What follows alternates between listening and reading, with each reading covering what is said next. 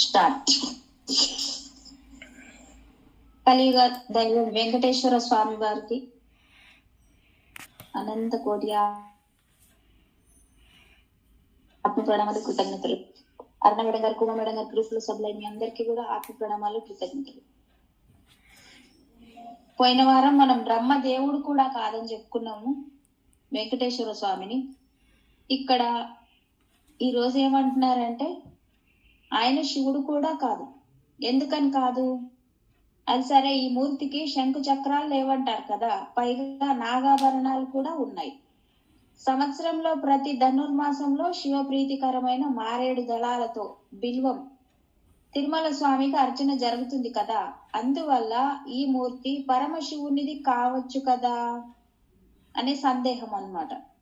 అనే మరో సందేహం మీలో తెలుస్తుంది కదా. అయితే జాగ్రత్తగా వినండి. మరి శంఖ చక్రాలు లేనంత మాత్రాన శివుడు అని ఎలా నిర్ధారించగలము? శంఖ చక్రాలు లేకపోతే శివుడు కాదా? చెప్పండి. పోనీ శివుడు అనుకున్న వక్షస్థలంలో లక్ష్మీదేవి ఉన్నది కదా, కనుక ఇతను శివుడు కాదు, నాగాభరణుడు కదా అని అంటే, నాగేంద్రుడైన ఆదిశేషుడు విష్ణువుకు శయ్యా పాదుక సేవకుడు కూడా. అంతేగాక పూర్వము వాయుదేవునికి శేషునికి జరిగిన ఘర్షణలో ఇక్కడికి ఎగిరి వచ్చి పడిన శేషుణ్ణి చేతిలోకి తీసుకొని అనునయించి ఆ శేషుణ్ణి తాను ఆభరణంగా చేసుకుంటానని ఆ శేషుని మీదే స్థిరంగా నిలిచి శేషాచలపతిగా ప్రసిద్ధి పొందుతానని కూడా శ్రీ మహావిష్ణువు చెప్పాడని బ్రహ్మపురాణం స్పష్టం చేస్తుంది. శేషునికి మాట ఇచ్చారు శ్రీ మహావిష్ణువు, నేను నీ శేషాచలపతిగా ప్రసిద్ధి పొందుతానని, నీ మీదే స్థిరంగా ఉంటానని, నిన్నే ఆభరణంగా చేసుకుంటానని చెప్పారట బ్రహ్మపురాణంలో. అందువల్ల వక్షస్థల లక్ష్మితో ఉన్న ఈ నాగాభరణుడు శివుడు ఎంత మాత్రము కాదు. సరే, బాగుంది. కానీ మరి మారేడుతో అర్చన జరుగుతుంది కదా, బిల్వంతో శివునికే కదా అర్చన చేస్తారు. మరి ఈ విగ్రహం శివునికి ఎందుకు కాకూడదు అని అంటారేమో. ఈ అభిప్రాయం కూడా సరైనది కాదు. ఎందుచేతంటే శ్రీ మహాలక్ష్మి బిల్వ వనాలయ, అందువల్లే ఇచ్చోట లక్ష్మికి ఆవాసమైన బిల్వంతో అర్చన జరుగుతుంది. అంతేకాదు, శివునికి అర్చనలో ఉపయోగించని తులసి ప్రత్యేకంగా తిరుమల మీద స్వామివారి సహస్ర నామార్చనాదుల్లో ప్రధానంగా చోటు చేసుకుంది. తిరుమల స్వామివారు అత్యంత పుష్పప్రియుడు, మీదు మిక్కిలి తులసి ప్రియుడు కూడా. ఇంతేగాక ఈ క్షేత్ర అధిష్టాన దైవం శ్రీ వెంకటేశ్వరుడు కాగా, ఈ క్షేత్ర పాలకుడు శివుడు రుద్రుడు అని కూడా మనం తెలుసుకున్నాం కూడా.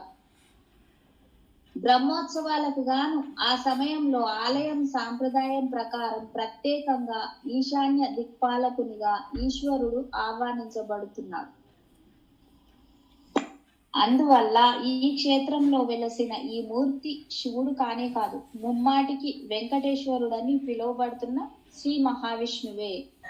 అందువల్ల పరమశివుని చేత కొనియాడబడుతూ ఉన్న ఈ స్వామివారిని మనసారా ప్రార్థిస్తూ అష్టోత్తర సహస్ర నామావళులతో మనం కూడా గొంతు కలుపుదాం. ఓం శంకర ప్రియమిత్రాయ నమః, శ్రీ ఓం వామదేవ ప్రియాయ నమః, ఓం ఉపత్యక ప్రదేశస్థ శంకర ధ్యాతమూర్తయే నమః, ఓం హరమోహక మాయా వినే నమః, ఓం బ్రహ్మ రుద్రాది సంసేవ్యాయ నమః, ఓం ఈశా చాప ప్రభంజనాయ నమః, ఓం సువర్ణముఖ తీర శివ ధ్యాత పదాంబుజాయ నమః. మరి శివుడు కాదు, ఇంకెవరు? శక్తి దేవత కూడా కానే కాదు. అది కాదండి, ప్రతి శుక్రవారం క్రమం తప్పకుండా ఈ మూర్తికి పసుపు మున్నగు వాటితో అభిషేకం జరుగుతున్నందువల్ల శక్తి దేవతే ఈ కొండపై ఇలా వేంచేసి ఉండవచ్చునేమో. అంతేకాదు, దానికి బలమైన కారణం ఇంకొకటి ఉందండి. అదేంటంటే ఆనంద నిలయ విమానం చుట్టూరా 4 మూలల ప్రాకారంపై సింహం బొమ్మలున్నాయి కదా, మరి ఆ సింహపు విగ్రహాలు దుర్గకు వాహనాలు కదండి. అందువల్లే తిరుమల మీద ఈ మూర్తి దేవీ రూపమని భావించవచ్చు కదా. అంతేకాదు ఉత్తరాది వారు బాలా త్రిపుర సుందరి పేరుతో ఈ స్వామిని బాలాజీ అని పిలవడం జరుగుతుంది. అందువల్ల ఈ మూర్తి స్పష్టంగా దేవీ రూపమే అని వాదించే వారు కూడా ఉన్నారు కదా. కానీ ఈ వాదన కూడా సరి అయినది కాదనే చెప్పవచ్చు. ఎంచేతంటే ప్రతి శుక్రవారము పసుపు మున్నగు వాటితో అభిషేకం చేయడం స్వామివారిని ఉద్దేశించి ఏ మాత్రం కానే కాదు. స్వామివారి వక్షస్థలం మీద లక్ష్మీదేవిని గూర్చి మాత్రమే అభిషేకం జరపబడుతున్నది. వక్షస్థల లక్ష్మికి శుక్రవారం నాడు అభిషేకం జరగగా ఇక సగం తడిసిన శ్రీ స్వామివారికి అభిషేకం తప్పనిసరి అయింది. అందువల్ల తిరుమలలో శుక్రవారాభిషేకం అత్యంత ప్రాధాన్యాన్ని సంతరించుకుంది. ఈ సింహాసనాలు, సింహ తలాటాలు, సింహం విగ్రహాలు శౌర్యానికి, గాంభీర్యానికి ప్రతీకలు.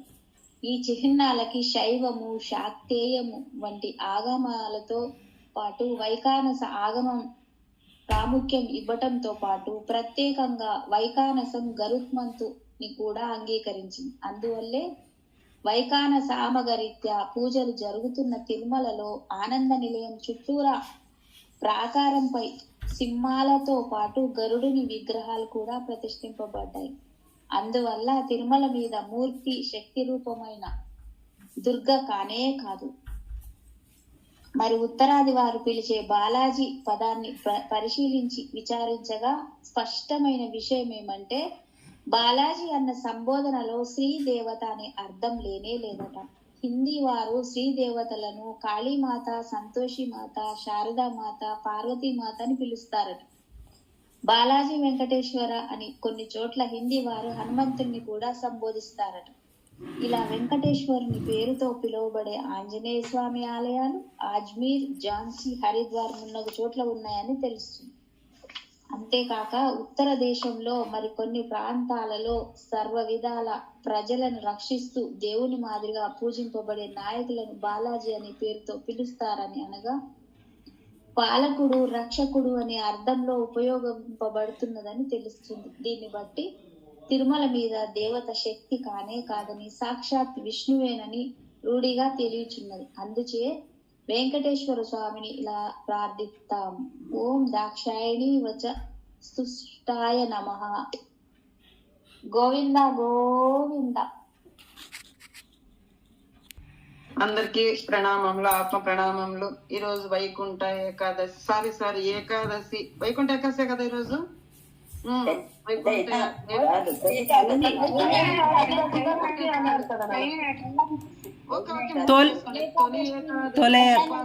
అందరికి శయన ఏకాదశి శుభాకాంక్షలు. Okay masters. ఓకే, శయన ఏకాదశి అన్నటువంటిది ఎందుకు వస్తుంది అనేటటువంటి కొంచెం ఊరికే ఒక్క 2 లైన్లు చెప్పని చేసేస్తాను. ఈ రోజు అసలు ఎందుకు ఏకాదశి అని పేరు ఎందుకు వచ్చింది, శయన ఏకాదశి అని పేరు ఎందుకు వచ్చింది అంటే మురా అన్న రాక్షసుని చంపడానికి యుద్ధం అనేటటువంటిది జరుగుతుందన్నమాట. రాక్షసులకు దేవతలకు జరిగినప్పుడు మన నారాయణమూర్తుల వారు ఆ యుద్ధాన్ని చేసి ఆ విశ్రాంతి తీసుకోవడం కొరకు ఒక ప్లేస్ లో పడుకుంటారనమాట. ఆ విశ్రాంతి తీసుకునేటప్పుడు ఆ రాక్షసులు నారాయణుని మీదికి రాకుండా నారాయణుని లోపల నుంచి ఒక తేజస్సు, ఒక మాత వెలబడుతుందన్నమాట. ఆమె ఒక్క సెకండ్,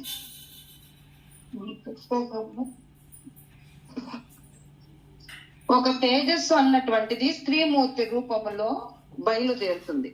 ఈ రోజు 11వ రోజు, ఆ యుద్ధంలో 11వ రోజు అయినందువలన ఏకాదశి అన్నటువంటి ఆ స్త్రీమూర్తికి పేరు పెడతారు. ఆమె తన రూపంలో ఉంది కనుక ఆమె ఆ యుద్ధం అనేటటువంటిది చేస్తుంది. మురా అన్నటువంటి రాక్షసు అంటే అక్కడ విష్ణుమూర్తే చేసినట్టు మనకు భావన కనుక ఆయనకి మురహర అనేటటువంటి పేరు కూడా వచ్చింది మాస్టర్స్. ఇలా వైకుంఠ ఏకాదశి అనేటటువంటిది స్త్రీమూర్తి రూపముగా భావించి ఏకాదశి అని పేరు పెట్టి ఆమెకు వరాన్ని ప్రసాదిస్తారు విష్ణుమూర్తుల వారు. ఎందుకంటే ఆయనలో నుండి ఉద్భవించిన అన్ని వాళ్ళ నుండి వచ్చినవే కదా.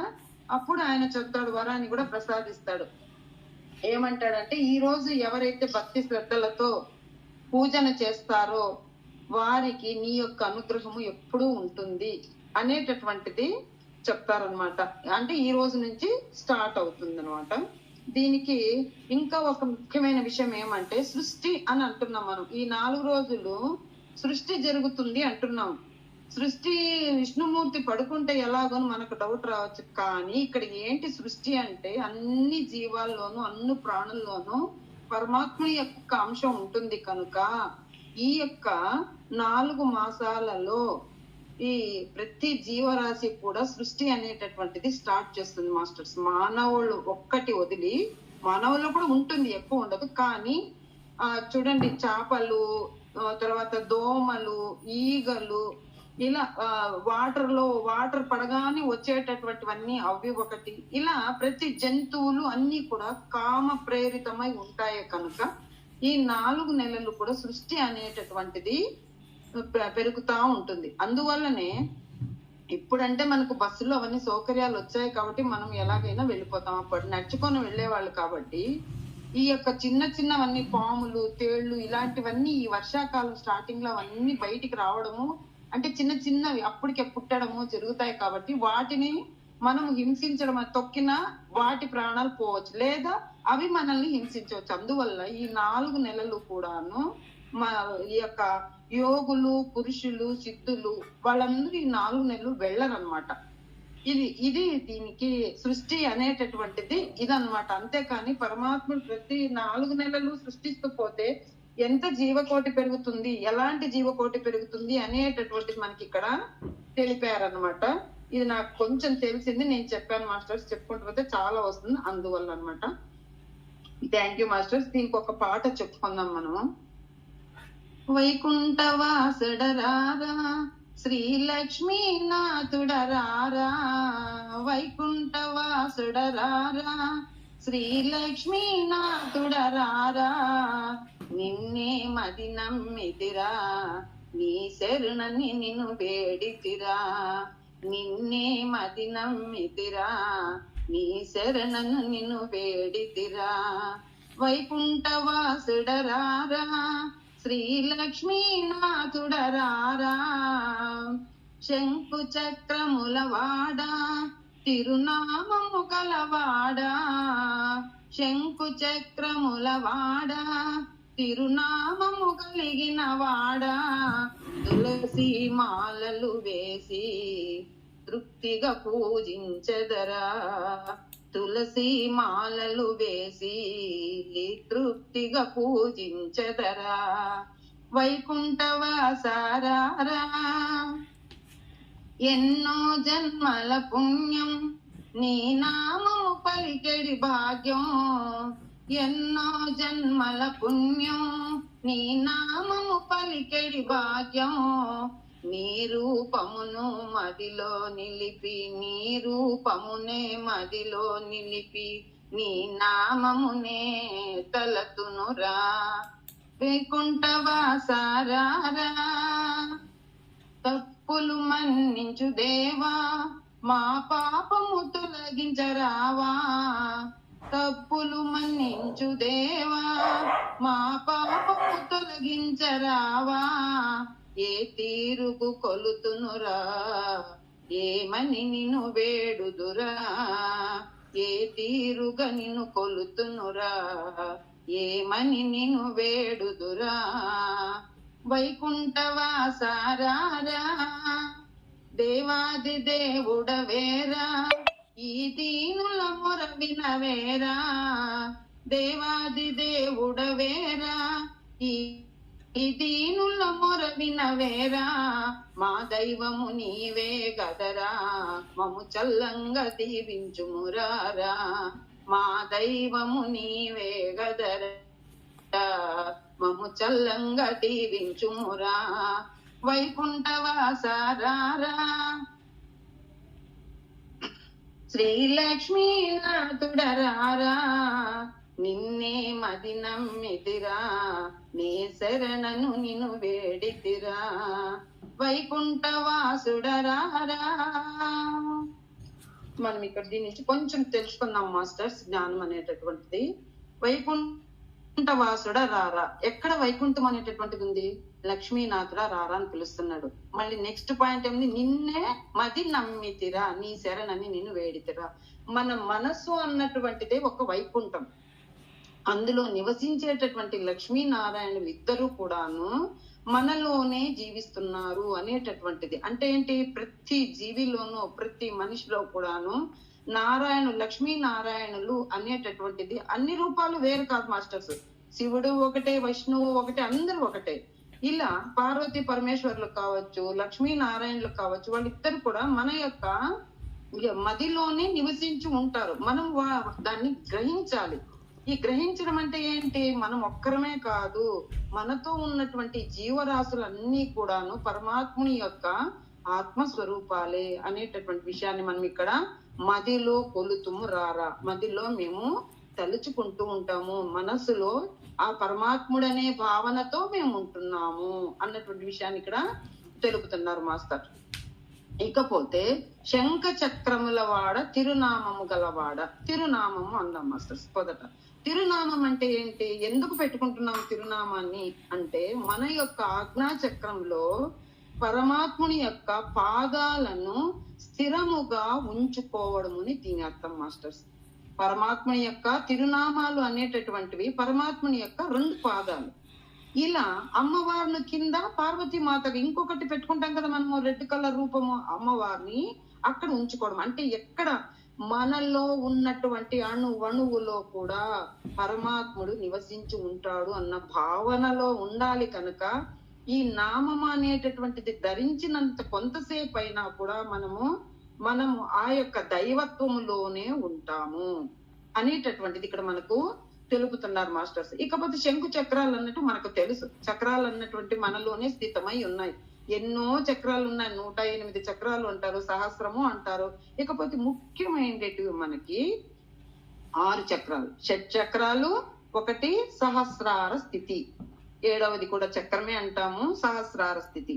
దీనికి పైన ఒక్క అంగుళం పైన మనకు మూల చక్రం అనేటటువంటిది ఉంటుంది మాస్టర్స్. ఆ మూల చక్రం అనేటటువంటిది పరమాత్మునికి మనకు, అంటే మన పూర్ణాత్మకు మనకు కనెక్షన్ లాంటిది అనమాట. అది అక్కడి నుంచి మనకు తన యొక్క ఎలాంటి తేజస్సు ఎలా వెలుగుతూ ఉంటుందో పరమాత్ముడి, ఆయన యొక్క చైతన్యం అనేటటువంటిది మనలోకి ప్రసరింపచేసి ఈ యొక్క బుద్ధి, తెలివి, ఈ యొక్క మనసులో దైవత్వము అనేటటువంటిది, మనము చేసే చేష్టలు, హింస, అహింస అనేటటువంటి వాటిని తెలుసుకుంటూ జ్ఞానాన్ని పెంచుకుంటూ ఆ విధంగా పరమాత్మునిలాగా మనం కూడా ఉండాలనేటటువంటి భావనను కలిగించడమే, అంటే చెడును తొలగించడమే శంకు అన్నది మనం తెలుసుకున్నాం కదా. శంకు అంటే ఆ యొక్క ధ్వని మొదట పుట్టింది. ఆ ధ్వనిలో ఎటువంటి నకారాత్మకాలు ఉన్నా కూడా, అవన్నీ కూడా నెగిటివ్ ఉన్నా కూడా అంతా కూడాను ఆ శబ్దానికి దూరం అయిపోతుంది. దూరం అయిపోయి పాజిటివ్నెస్ మనలో చేరుతుంది. అంటే విజయం చేకూర్చడానికి మనకు అది సంకేతము అని చెప్తారనమాట. ఎటువంటి విజయం? అందరూ యుద్ధాలు చేసేదే, ప్రతి రోజు ప్రతి సెకండ్ మన మనస్సులో 2 రకాలు అవుతుందా కాదా, అవునా కాదా అనేటటువంటి యొక్క మీమాంసలో ఉంటాం మాస్టర్స్. మనం ఎప్పుడు కూడాను మనలో జరుగుతున్నటువంటి ఈ యొక్క యుద్ధము అనేటటువంటి దానికి ఎప్పుడైతే మనము ఆ యొక్క సహస్రారం గుండా మనకు వచ్చే చైతన్యం ద్వారా మనలో మంచి తెలివి, మంచి జ్ఞానం అనేటటువంటిది ఏ విధమైనటువంటి మార్గం తెలుపుతుందో ఆ మార్గానికి శంఖం అనేటటువంటి ధ్వని చేరి ఆ యొక్క నెగుడు తీసేసి విజయానికి సంకేతంగా మంచి దారిని చూపిస్తుంది అన్నటువంటిది ఈ శంకు చక్ర నామాలకు చెప్తారు. ఇకపోతే తులసి మాలలు వేసి, తులసి అన్నటువంటిది కూడాను ఎలాంటిది మనకు తెలిసిందే. బృంద అనేటటువంటి ఒక రాక్షస రాజుకు భార్య అన్నమాట. చాలా విష్ణుమూర్తి యొక్క పతి, చాలా భక్తిలో ఉంటుంది అనమాట. యుద్ధం జరిగేటప్పుడు తను మంచి స్థితిలో ఉంటుంది, అంటే పరమాత్ముని వేడుకుంటా ఉంటుంది. ఆమె వేడుకున్నంతసేపు పరమాత్ముని రాక్షసుని చంపలేదు.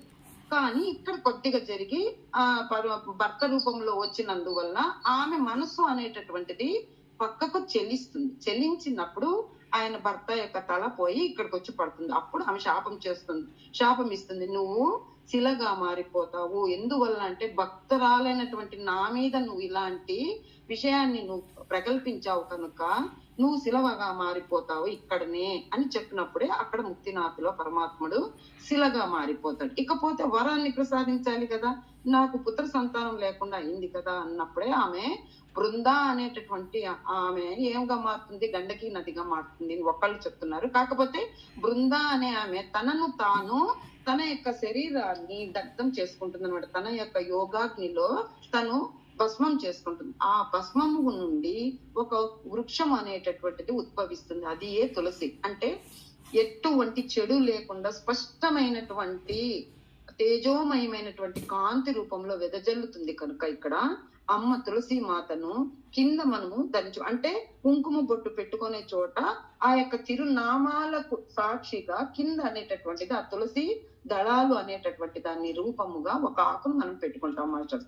అంటే అమ్మతో పాటే అయ్య కూడా ఉంటాడు. లక్ష్మీ స్వరూపమైనటువంటి ఆ ఇక్కడ ప్రతి జీవి కూడాను వారి అంశే కదా మాస్టర్స్.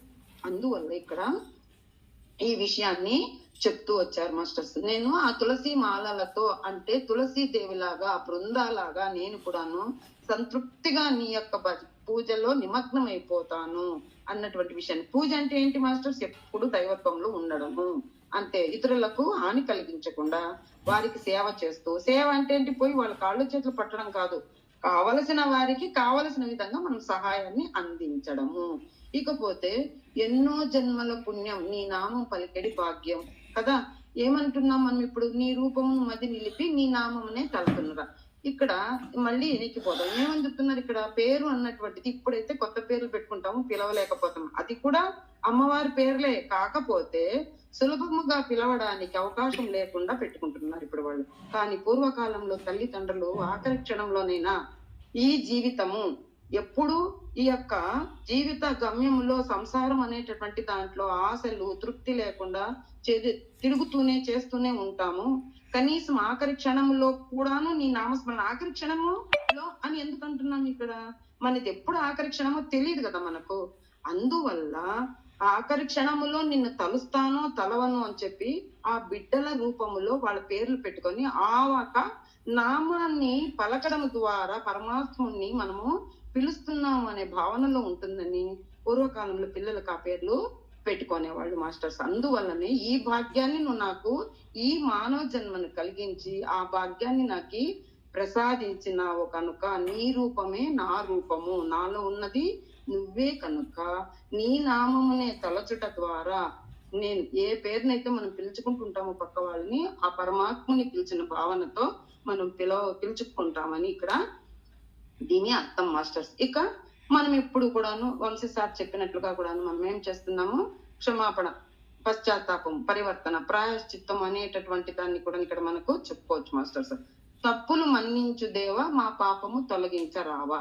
తప్పులు మన్నించు చేశాము గతంలో. ఈ ఆత్మ అనేటటువంటి ఎన్నో లక్షల జన్మల్లో ఎన్నో లక్షల సంవత్సరాల కొద్దీ కూడా ఈ జన్మ అనేటటువంటిది పరంపర జరుగుతూనే ఉంది. చక్రం, జన్మ చక్రం అనేటటువంటిది తిరుగుతూనే ఉంది మాస్టర్స్. ఇన్ని జన్మలలో కూడా ఎన్నో రకాల తప్పులను చేశాము. ఆ పాపాలన్నింటికి కూడాను ప్రాయశ్చిత్తము చేసుకుంటాము. ఎలా చేసుకుంటాము? ఇప్పుడు ఈ మానవ శరీరం ఇచ్చినందువల్ల నీ నామస్మరణ అంటే నిన్ను మా మదిలో ఉంచుకొని పక్క వారు కూడాను పరమాత్మ రూపమే అని భావించి ఈ తప్పులను ఇక చెయ్యము కనుక చేసినటువంటి తప్పులకు క్షమాపణలు చెప్పుకుంటున్నాము. వాటన్నిటినీ కూడా నువ్వు ప్రేమతో ఆ యొక్క పాపాలను తప్పించి మన్నించి మాకి ఏ విధమైనటువంటి మార్గంలో మేము ప్రయాణం చేయాలో ఆ మార్గానికి నువ్వు తోడుండి మమ్మల్ని నడిపించమని, ఏ తీరుగా కొలుతునురా, ఏమని నిన్ను వేడుతునురా, ఏమని పిలువను, ఎలాంటి పేరుతో పిలిచినా నువ్వే, ఏ పూలతో పూజించినా నువ్వే, అన్ని నీ రూపమే. అందువల్ల నేను ప్రతి ఒక్క మనిషి రూపంలో, మనోడు కావచ్చు, జీవి కావచ్చు, ఏదైనా కానీ దాన్ని నీ రూపముతోనే భావిస్తాను నేను. నన్ను నా యొక్క పాపాలను తొలగించి మన్నించుము అని వేడుకుంటున్నారు మాస్టర్స్. ఏమని కూడా ఏ విధముగా నిన్నన్నా కూడాను నీ రూపమే, నీ పేరే అని చెప్తున్నారు. ఇకపోతే దేవాది దేవుడ వేర ఈ దీని మొర వినవేరా. అక్కడికి కూడా అంటే మన తప్పులను తృప్తి మనస్ఫూర్తిగా చెప్పుకుంటున్నామా లేదా అని పరీక్షల్లో మనకి ఎన్నో రకాలైనటువంటి సమస్యలు పుడుతూనే ఉంటాయి మాస్టర్స్. ఇవన్నీ ఏంటి? పరీక్షలు. మనకు నువ్వు చెప్తున్నావే కానీ, పైనుంచి చెప్తున్నావే కానీ, పెదవుల నుంచి చెప్తున్నావా, లోపల మనసు నుండి చెప్తున్నావా అన్నటువంటి భావనను తెలుసుకోవాలి అన్నటువంటి విషయానికి దేవాది దేవుడ వేర ఈ దీనుల మొర వినరావా. ఎలా వినాలి? ఇక్కడ నేను చేస్తున్నది తప్పుని నేను మనస్ఫూర్తిగా ఒప్పుకుంటున్నాను, నువ్వే దైవం అని ఒప్పుకుంటున్నాను కనుక మా యొక్క తప్పులను మన్నించి మమ్ములను దీవించుము, మాకు మంచి మార్గాన్ని ప్రసాదించుము, పక్కవాడిని కూడాను, పక్క ప్రాణిని కూడాను దైవంగానే భావిస్తాను అన్నటువంటి ఈ పాటను మనము ఈ నాకు అర్థమైన విధంలో మాస్టర్స్ నాకు ఏదైతే అందించారో ఆ జ్ఞానాన్ని మీకు అందించాను మాస్టర్స్. ఈ విధంగా లక్ష్మీనాథుడు అంటే వేరు వేరు కాదు మాస్టర్స్, ఇది ఒక్కటి నేర్చుకున్నాం మనం. ఎలా అంటే లక్ష్మీ వేరే, నారాయణుడు వేరే. మనకు మాత్రమే లింగ భేదము, మానవులకు మాత్రమే, జీవరాశికి మాత్రమే లింగ భేదము. ఆ యొక్క దైవాత్మ సంభూతులకు, ఆ జ్యోతి రూపులకు వారికి ఏ లింగ భేదము ఉండదు, అంతా ఒకటే. అందువల్లనే ఇక్కడ ఈ ఏకాదశి అనే పేరు కూడా అమ్మరు పరమాత్మునిలో నుంచి ఉద్భవించింది కనుక ఏకాదశి అని ఆమెను స్త్రీ రూపంలో వచ్చింది కాబట్టి మనకు అర్థమయ్యే విధంగా స్త్రీ రూపంలో వచ్చింది కనుక ఆమెను ఏకాదశి అని ఆమె పేరు పెట్టి ఆమెను పిలిచి ఆమెకు వరాలను ప్రసాదించాడు మాస్టర్స్. ఇక్కడ ఏంటి మనం ఇక్కడ ఎందుకు ఏమి దీని నుండి అర్థం మనకి ఏకాదశి అనేదంటే పరమాత్ముడే మనమే పరమాత్మ. ఆమె ఎందుకు వచ్చింది? ఆయన చాలా యుద్ధం చేసి తను తీసుకోవాల్సినటువంటి విశ్రాంతి కొరకు వచ్చాడు. ఆయనను మనం కాపాడుకోవాలి. అంటే ఆయన కాపాడాలా? మనం ఆయన చేత కాదా, మనం అంత గొప్ప వాళ్ళమా అని కాదు మాస్టర్స్. అందులో నుంచి ఉద్భవించింది. అంటే మనలో ఉన్నటువంటి ఆ యొక్క చైతన్యం అనేటటువంటి ఎప్పుడైతే డీలా పడుతుందో పరమాత్మని తలుచుకోగాని ఈ ఏకాదశి అనే రూపంలో మనలో నుంచి ఒక తేజస్సు అనేటటువంటిది, జ్ఞానము, సత్యము, తేజస్సు అనేటటువంటిది వెలుగొందుతుంది మాస్టర్స్. దాన్నే ఏకాదశి అని మనము చెప్పుకోవచ్చు. అంటే పరమాత్మునికి దగ్గరగా ఉండేటటువంటిది. ఉపవాసం అన్నటువంటిది కూడా మనం చెప్పుకుంటాం కదా, అందువల్లనే ఈ రోజు ఉపవాసం అంటే పరమాత్మునికి దగ్గరగా, నివాసం దగ్గరగా ఉంటాం మనమని దీని అర్థం మాస్టర్స్. నాకు తెలిసింది చెప్పాను. ఇందులో మీరు ఇంకేమైనా నాకు చెప్తే నేను తెలుసుకుంటాను masters. Thank you, thank you, thank you. నారాయణాయ ఓం నమో నారాయణ ఓం నమో నారాయణాయ. నారాయణ మంత్రం శ్రీమన్నారాయణ భజనం. నారాయణ మంత్రం శ్రీమన్నారాయణ భజనం. భవబంధాలు పాలదోలి వరమును సంగే సాధనం. నారాయణ మంత్రం శ్రీమన్నారాయణ భజనం. నారాయణ మంత్రం శ్రీమన్నారాయణ భజనం. గాలిని బంధించి పఠించి గాసిన పని లేదు. గాలిని బంధించి పఠించే గాసిన పని లేదు. జీవుల హింసించే క్రతువులా చేయగ పని లేదు. మాధవ మధుసూదనాని మనసున తలచిన చాలుగా.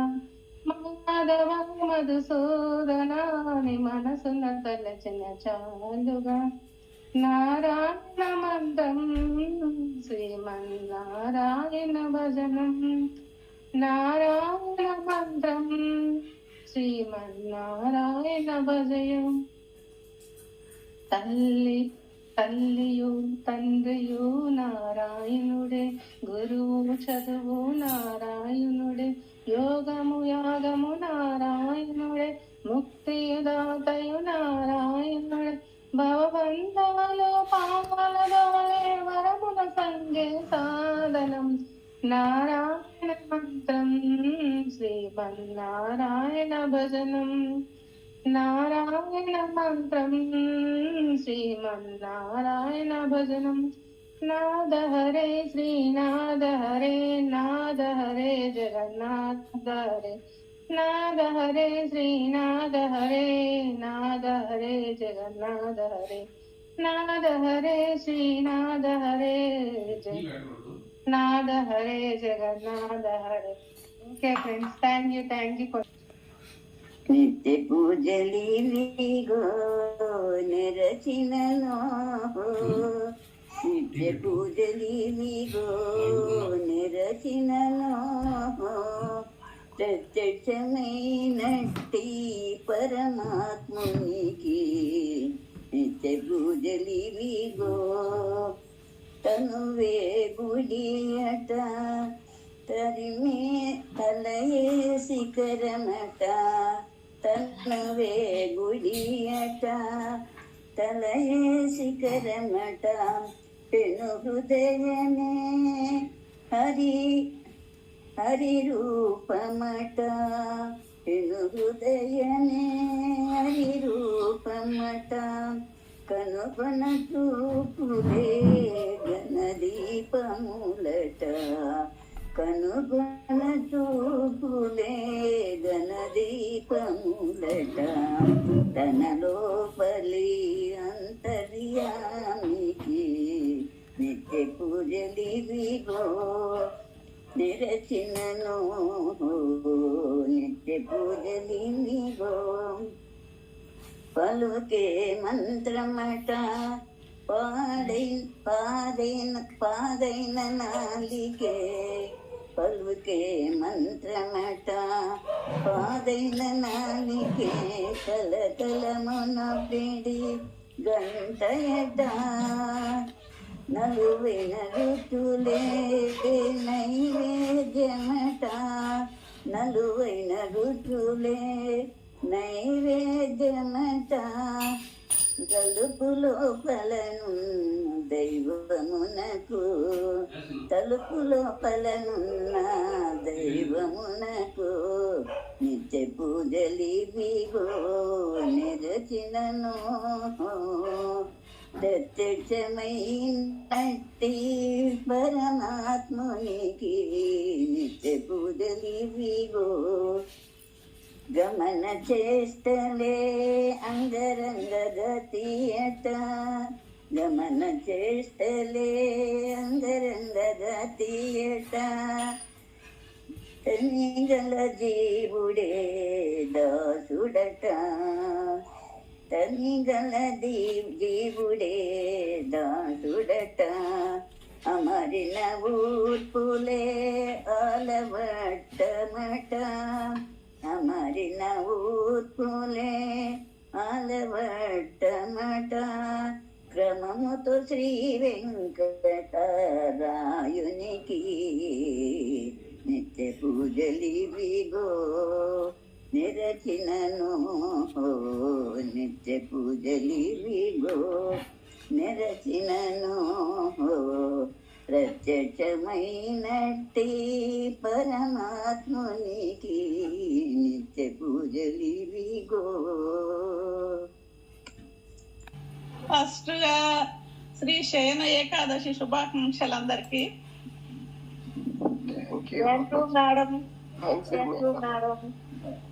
శుభాకాంక్షలు మేడం. గమన తవ చరణ కమలమిహ మనసిల సతు మమ నిత్యం గరుడ గమన తవ చరణం కమలమిహ మనసుల సతు మమ నిత్యం కమల్ మమ తాపమ పాకురు దేవా మమ పాపమ పాకురు దేవా మమ తాపమ పాకురు దేవా మమ పాపమ పాకురు దేవా జలజనయన విధి నముచి హరిణ ముఖ విబుధ వినుత పద పద్మా జలజనయన విధి నముచి హరిణ ముఖ వినుత పద పద్మా మమ తాపమ పాకురు దేవా మమ పాపమ పాకురు దేవా మమ తాపమ పాకురు దేవా మమ పాపమ పాకురు దేవా భుజగ శయన భవ మదన జనక మమ జనక మరణ భయహారి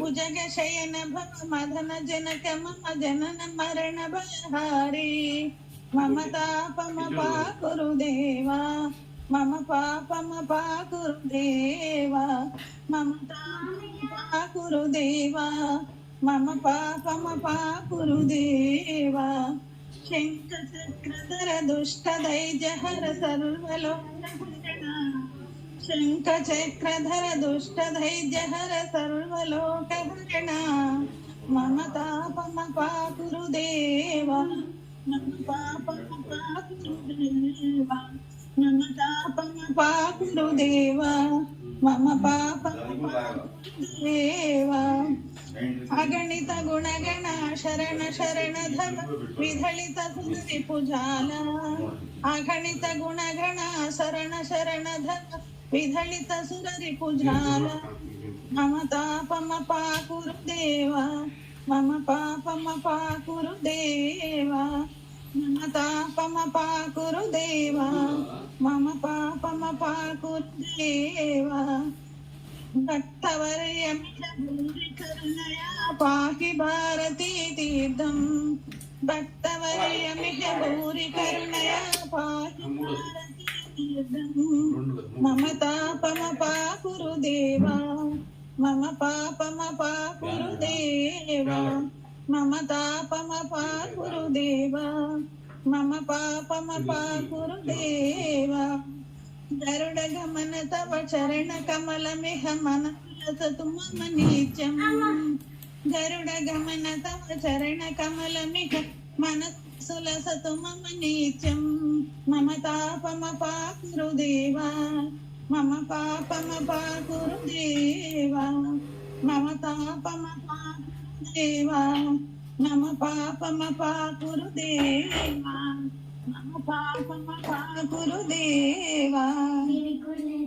నారాయణ నారాయణ ఓం నమో నారాయణ నారాయణ నారాయణ శ్రీమన్నారాయణ నారాయణ నారాయణ ఓం నమో నారాయణ నారాయణ నారాయణ జై శ్రీమన్నారాయణ.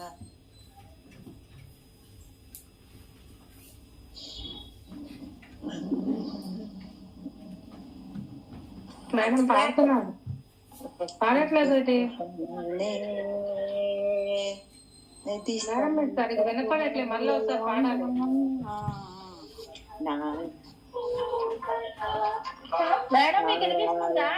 నారాయణ ఓం నమో నారాయణ నారాయణ నారాయణ జై శ్రీమన్నారాయణ నారాయణ నారాయణ ఓం నమో నారాయణ నారాయణ నారాయణ జై శ్రీమన్నారాయణ.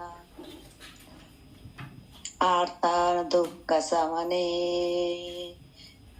సితం ప్రభుమవ్యయం రిష జగదాధారం శ్రీ లక్ష్మీనారాయణం భజే. నర కరుణాంబోధిం ఆపద్బాంధవమచ్యుతం అశేష దుఃఖ సంత్యర్థం లక్ష్మీనారాయణం భజే లక్ష్మీనారాయణం భజే. దోద్ధారక జగదానంద పరవశించి పాడేము నారాయణ నామం తలన్ని బాపేటి తిరువంగధామం ఆదరించి సేద తీర్చుస్నాభిరామం. నారాయణ నారాయణ ఓం నమో నారాయణ నారాయణ నారాయణ జై శ్రీమన్నారాయణ నారాయణ నారాయణ ఓం నమో నారాయణ నారాయణ నారాయణ జై శ్రీమన్నారాయణ.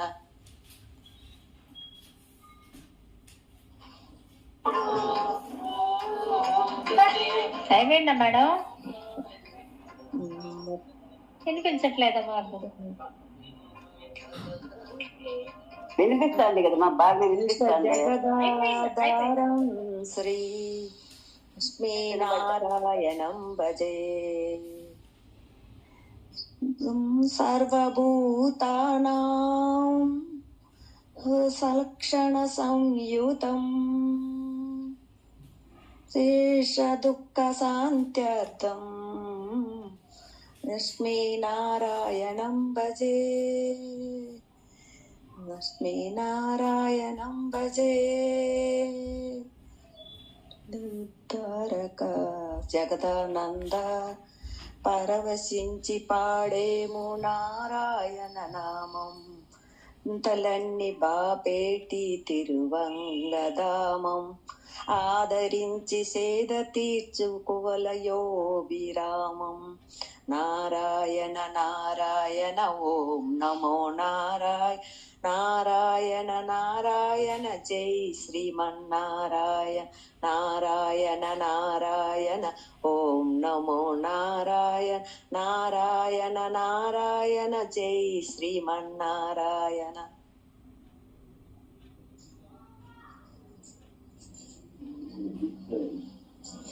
అధరం వదనం పరం అశేష జగదాధారం శ్రీ లక్ష్మీనారాయణం భజే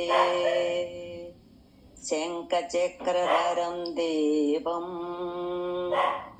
లోకనాథం దయానిధిం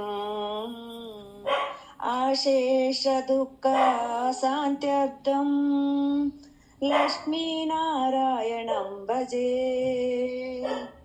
లక్ష్మీనారాయణం భజే